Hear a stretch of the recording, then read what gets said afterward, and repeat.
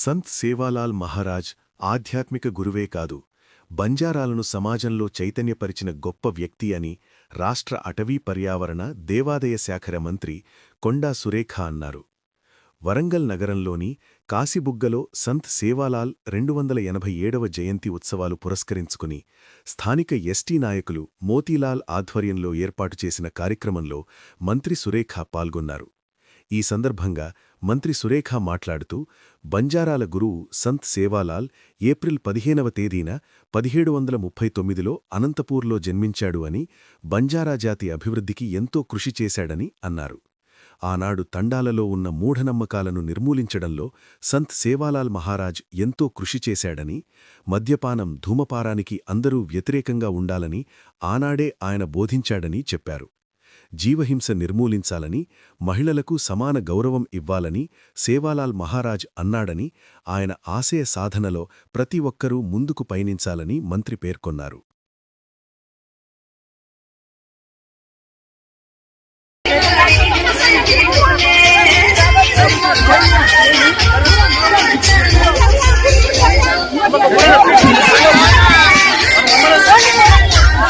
మరి సత్యం వద, ధర్మం చెర, నిజం మాట్లాడండి, ధర్మబద్ధంగా జీవించండి అనేది ఆయన ప్రధాన బోధన.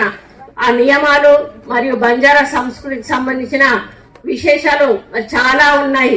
అహింస, ఏ ప్రాణిని హింసించకూడదు, జంతు బలులు ఇవ్వకూడదు, నిజాయితీ, ఎప్పుడూ సత్యాన్నే పలకాలి, అబద్ధం చెప్పకూడదు, వ్యసన నిర్మూలన, మద్యం గంజాయి వంటి మత్తు పదార్థాలకు దూరంగా ఉండాలి, పరుల సొమ్ముకు ఆశపడకూడదు, దొంగతనం చేయకూడదు, పరస్త్రీని తల్లిగా చెల్లిగా భావించాలి, ఆడపిల్లలను చదివించాలి, ప్రకృతిని, అడవులను, నీటి వనరులను కాపాడుకోవాలి, పర్యావరణమే మన దేవుడు అని చెప్పినటువంటి వాడు, కష్టపడి సంపాదించిన దానితోటే తృప్తిగా జీవించాలి, ఆపదలో ఉన్న వారికి, పేదవాళ్లకు సహాయం చేయాలి.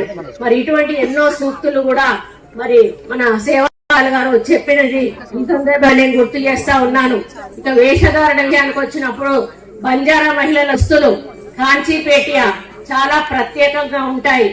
రంగురంగుల అద్దాల పదితనం, ఎంబ్రాయిడరీ మరియు వెండి ఆభరణాలతో వారి వేషధారణ చూడముచ్చటగా ఉంటుంది. పురుషులు ధోతి, లాల్చి మరియు తలపాగా ధరిస్తారు. మరి వీరికి అత్యంతమైన ముఖ్యమైన పండుగ హోలీ. తండాలలో పురుషులు మహిళలు కలిసి సాంప్రదాయ నృత్యాలు చేస్తూ మరి పాటలు పాడుతూ హోలీ పండుగను సెలబ్రేట్ చేసుకుంటారు.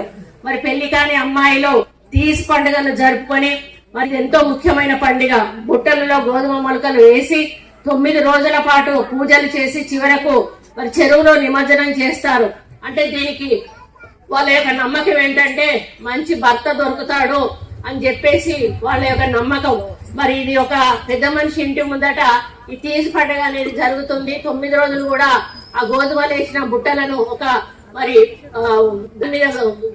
అది పెడతారు, ఒకటి పందిరిలాగా, దాని మీద పెట్టేసి రోజు నీళ్లు పోసి అక్కడ కాసేపు ఆడుకొని పాటలు పాడుకొని వెళ్ళిపోతారు.